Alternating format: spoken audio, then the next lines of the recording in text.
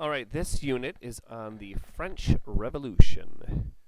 So, as you may recall from a while back, France was the model for an absolute monarch. All of Europe turned to France, and specifically to Louis XIV's example, as what they wanted to be. Even their palaces were oftentimes compared to Louis's Palace of Versailles. So they were the epitome, the model, the role model, the example that every other nation tried to follow in becoming absolute monarchs with essentially no power limitations. At the same time, there was a giant group of philosophers, or I should say, at least a very influential group of philosophers called natural rights philosophers. And they tended to focus on government. So philosophy looks for the truth, and they were looking for the truth. What is the best form of government? What are we going for? What do we want to maximize? What is the purpose of government? Do we need government? Things like that. And many of these philosophers, not all, but many of them were from France. And so you have this interesting interesting ends of the spectrum. On the one hand, you have people like Louis XIV, an absolute monarch, and on the other end, you have people who are questioning, should we have government? What type of government? We don't think an absolute monarch is actually all that good. What else was going on in France at the time that eventually leads to this French Revolution? Well, the government was engaging in some really crazy, reckless, ridiculous spending. Remember, Louis wouldn't wear the same clothes twice. He was holding banquets and feasts and parties all the time, engaging in expensive wars. And France also, on top of the ridiculous spending, they had a very, very high, heavy tax burden. Kind of an unsustainable one. So some reasons for the revolution. Well, we just talked about government inefficiency, ridiculous spending, all the economic problems that came with that. But there's also the terrible social inequality, that you had the lowest class of people, which greatly outnumbered everyone else, bearing the brunt of this heavy tax burden. So let's look at that social inequality first. You have at the very, very top, obviously, you have the king. This is kind of the French social structure, the pyramid. Then they called it estates instead of classes. The first estate was the clergy. And this would be the very high-ranking clergy. So that'd be about 120,000 people in France. Then you have the second estate, or second class. That was the nobles. And that was about 350,000 people. Everyone else was part of the third estate. That included the middle class, so this could be relatively wealthy and powerful businessmen, bankers, that type of thing. Then you have the laborers in the cities and towns. And that was about 1 million in the middle class, about 2 million laborers in the cities and towns, and then about 21 million kind of lowly farm workers, daily laborers, serfs, that type of thing. And if you look at this, what did this very wealthy, very powerful first estate, the clergy, have? They had tons of power, tons of wealth. They owned a huge amount of land, and they paid nothing in taxes. That doesn't seem fair. Then you have the nobles, the nobility. They also had great wealth. They owned a ton of land, and they had great power. And they had to pay some taxes, but not most of them.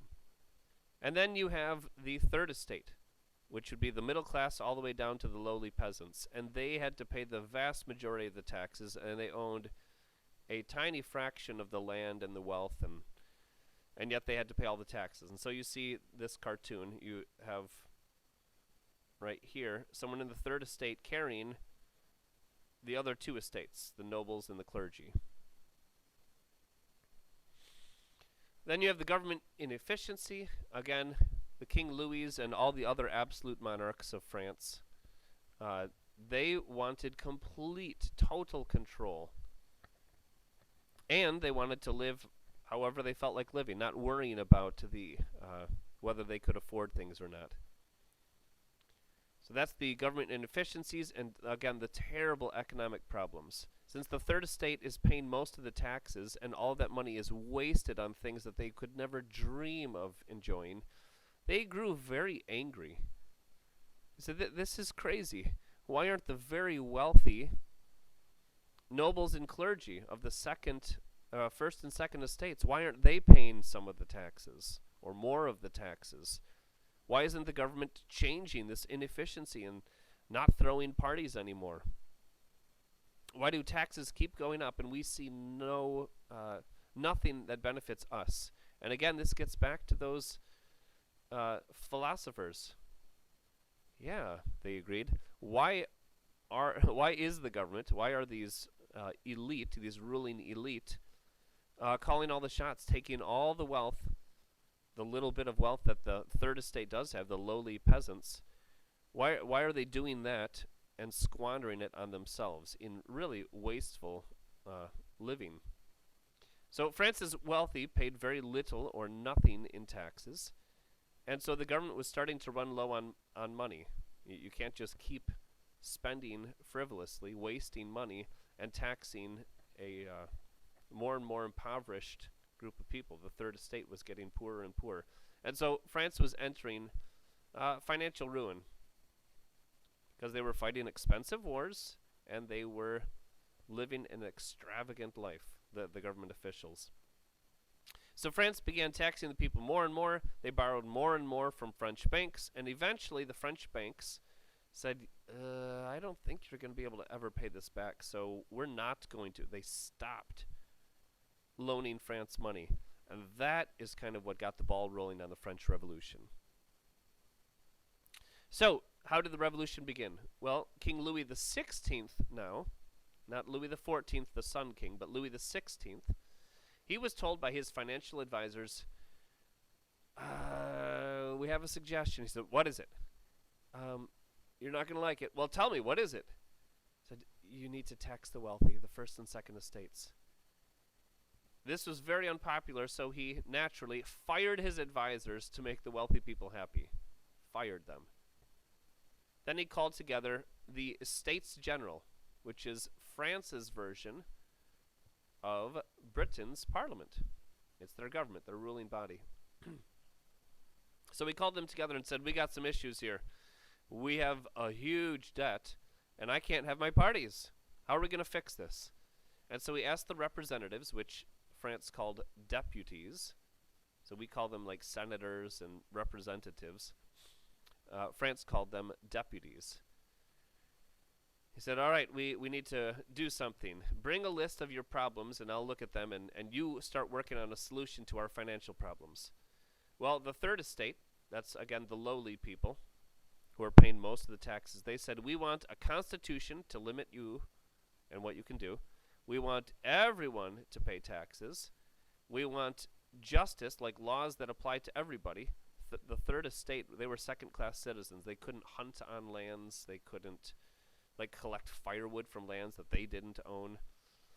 And again, the first and second estates owned all of the land. So they owned all of the animals on it. They owned all the farmland. They owned the firewood. Yeah, it was bad. And they said, we want a permanent end to feudalism. It's not right that a few people own all of the land and that we are still treated like feudal serfs that need to ask permission from our lords to leave the manor. What did the first and second estate want? Well, they weren't entirely pleased with the king either. They said, yeah, we want a constitution. We definitely don't want equal taxation. We don't want equal justice. We like having our perks, and we certainly don't want feudalism to end either. So they said, but we do want a constitution that limits you, king. So Louis told each of the states, I have a solution. How about each estate gets one vote? First estate, all of you get one vote. The second estate, all of you get one vote. And the third estate, all of you get one vote. Like one vote total. So there will only be 3 votes on these things. And this angered the third estate. Because the first estate, the clergy, they had 291 deputies, or representatives. So they should have 291 votes. Okay, the second estate, they have 270 deputies. Again, these are the nobles. And the third estate, the middle class on down to the field worker, they had 578 deputies or representatives. So if you add those numbers up, the first estate plus the second estate equals 561 votes. So if you add these two numbers, it adds up to 561 deputies, which is less than the 578 deputies that the third estate has. And so when the king said, forget this, let's do something different. Let's do first estate has 1 vote, second estate has 1 vote. That equals 2 votes. And what do they want? Oh, they just want a constitution. And what does the third estate want? Oh, there's only one of them, and they want all these other things, but oh, it looks like they've been overruled, because that is not true anymore. Where did my eraser go? Oh, here we go. 2 is not less than 1. 2 is greater than 1, and so the first and second estates are going to be able to overrule the third estate. And the third estate, these field workers and middle class, they said, no, no more. We are done. We're going to listen to these philosophers talking about how government needs to change and be for us. And so they took to the king's tennis court. This is the king's tennis court. They stormed it on June 20th, 1789, and they said, they took an oath. They swore an oath saying, we will not leave here until our demands are met. Well, King Louis ordered them, go home. I'm the king. You have to listen to me. I am an absolute monarch. The response, go and tell those who sent you that we are here by the will of the people, and that we will only go if we are driven at the point of a bayonet. They essentially, the third estate, these field workers, challenged the king, kill us. You have to drive us away by force. We won't leave any other way. Well, the third estate, these peasants, standing on the king's tennis court, formed a brand new government, a new estates general that they called the National Constituent Assembly. King Louis then sent soldiers to Paris and to Versailles to say, this is ridiculous, this is a rebellion, this is treason, you can't make your own government. And the people had enough of it. Said, he actually is. We said we wouldn't leave. You know, you'll have to drive us away at the point of a bayonet, and he's actually calling up soldiers to do that. They said, no, we are done with this. And so on July 14th, 1789, what France kind of considers their Independence Day, so to speak, they call it Bastille Day, because it's the day that they stormed a kind of prison castle called the Bastille, which held political prisoners. Well, when the king heard a report of this, he said, this is a revolt, like a small riot, an uprising. And the king's aide supposedly said, no, sire, this is a revolution. This is not just a little bit of rioting. They are completely transforming our entire country. Well, after the storming of the Bastille, uprisings broke out all over France. People were excited. Finally, things are changing. And sadly, they went kind of out of control. They began all those years of pent-up frustration. They just took out immediately. And that's the danger with angry mobs. All it takes is 1 or 2 crazy people, and an angry mob will just kind of go along with it. So nobles were killed. Their homes were burned and destroyed. The feudal records that said who owned what land and who had what hunting rights, those were all burned and destroyed. In order to stop the chaos, the brand new government created by the Third Estate, or the Third Assembly, or no, Third Estate, the peons, the little workers, they quickly formed the National Constituent Assembly, remember, on the king's tennis court, and they passed 2,000 laws very quickly. One of the things they also did was create what's called the Declaration of the Rights of Man. It's like France's Declaration of Independence, saying these are the rights that all human beings have. And it was very much inspired by the English Bill of Rights and our Declaration of Independence. The United States exists at this point. We've been existing for 14 years, roughly, at this point. Well, Louis initially resisted all these changes, but then an angry mob forced him to accept these changes. They started, storming the palace, and he's like, oh dear, I guess I better sign on to these things. But it's very hard to go from being an absolute monarch who can do whatever he wants to suddenly seeing an angry mob of lowly peasants. But the problem is these changes, these laws that were passed, the 2,000 of them, they didn't solve France's financial problems. They still had big issues here. So what did France do about its debt now? Well, they did a very, very unpopular thing. France decided we're just going to steal all of the land that the Catholic Church has, and it will now be owned and controlled by the French government. And the Catholic Church, we're not going to listen to the Pope anymore. We are in charge of the Catholic Church. So they took all of their lands, and they said, we are the heads of the Catholic Church now. This, understandably, outraged the Pope. And he said, all of you French clergy, you must refuse to listen to the French government. Don't listen to the French rule. This is wrong. Don't do it. And so this created two separate groups of Catholics. Remember, France is an overwhelmingly Catholic nation. And so this added even more problems to France. So they have political problems, political unrest, disputes with the king. You have terrible economic problems. The country is going bankrupt. And you also now have a division between Catholics. Are we going to be loyal to kind of the French, or are we going to be loyal to the Catholic Church, to the Pope? And so this showed people's priorities.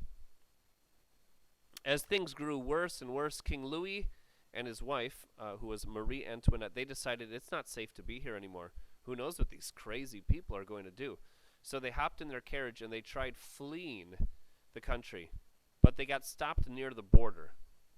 Now, why would other countries want to help King Louis? Remember, we just covered all those European wars, and that's why we played Risk.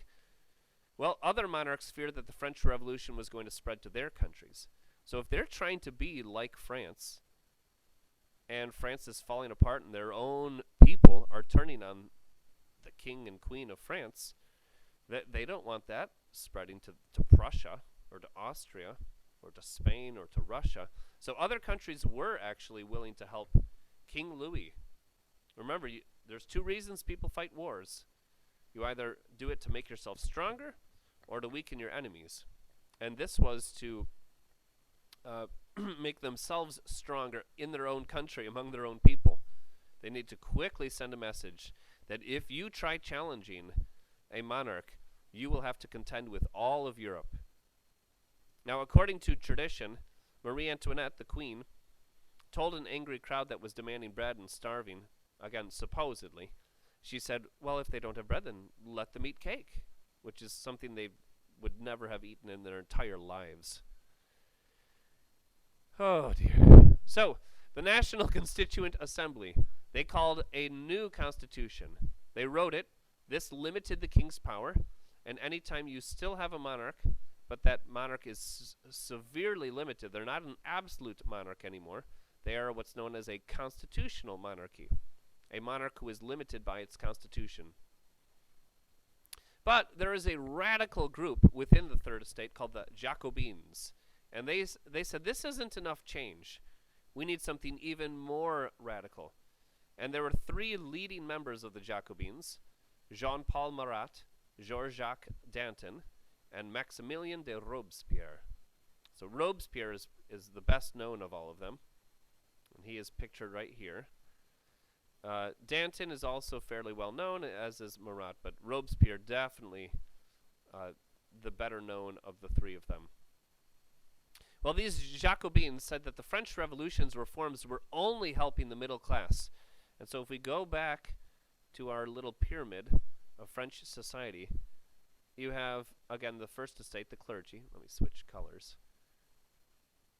You have the clergy here, the First Estate, the nobles here, the Second Estate, and they said, yeah, technically this is the Third Estate, but look at who all of these reforms are helping. It's really only helping, that's supposed to be an arrow, it's really only helping the middle class. It doesn't help any of these young, other lower people. This is 23 million people in France. It's really only just bumping the middle class up into the second estate. And so our revolution is not going far enough, they said. And this helped stir up the angry mobs. Again, you have over 20 million people that they're saying the middle class has turned on you. You can't trust them. We need to do more. The revolution hasn't gone far enough. And so France, this is quite bizarre, France declares war on Austria. And everyone has a different goal or hope for in this war. The king, he is actually, what is he hoping to accomplish in this war? Again, under ordinary circumstances, you want to make yourself stronger or to weaken your enemies. But now you got all these divisions within France. So this is more than just I want to be stronger than Austria or weaken Austria. Now you have unique motivations because you're turning on your own country in some cases. So here, the King of France hoped that France would be defeated. Why? Well, we have this new limited monarchy, limited by the Constitution. Maybe France would lose this war, look at this and say, oh, remember the good old days when we had a strong absolute monarch? We didn't lose wars then. So he was hoping that people would have this nostalgic view and decide, oh, we really do want a king. That's what he was hoping for. What did the new government want? The assembly? Well, they were hoping for a very quick victory to show that kind of the opposite of what the king was saying. See, we don't need a king. Look at how we were able to win this war. It would strengthen their power.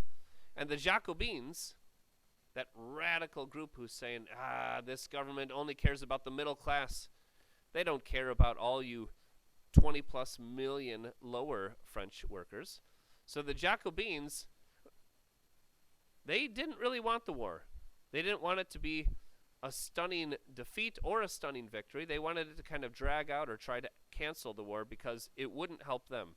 They recognized, yes, a quick victory would strengthen the middle class's government. A quick defeat would strengthen the king's position. We want power.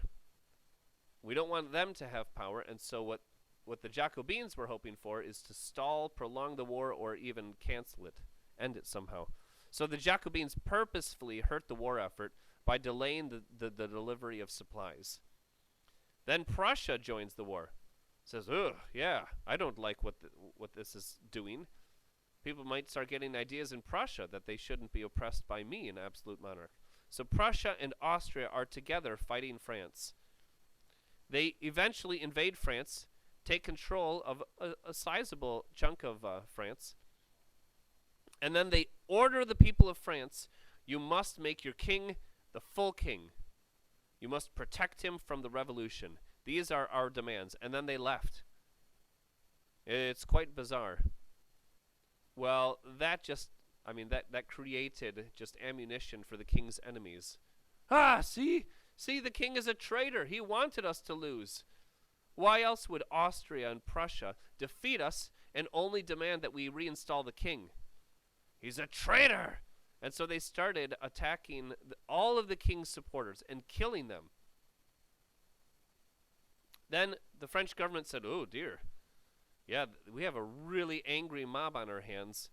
I don't think we need to just limit the monarchy anymore. Let's get rid of it altogether. Let's abolish it. Get rid of it, destroy it. And so now this is the beginning of what's known as the French Republic. And France is a republic to this day. So this French Republic thing happened a little bit after we formed as a country. So this new French Republic decided, you know what? We can't just exile the king. We can't retire him. We can't put him in prison, really. He's going to have to die. He betrayed our country. Treason is punishable by death. That's kind of the default. And so they ordered his execution. And here, he and his wife both were executed by guillotine. So here they are holding up Louis's head after they severed it from his body, laying here. And here's Marie Antoinette. And King Louis's last words to the crowd were, I die innocent. I pardon my enemies. So I forgive them. I forgive them for what they are doing. And we will pause there now.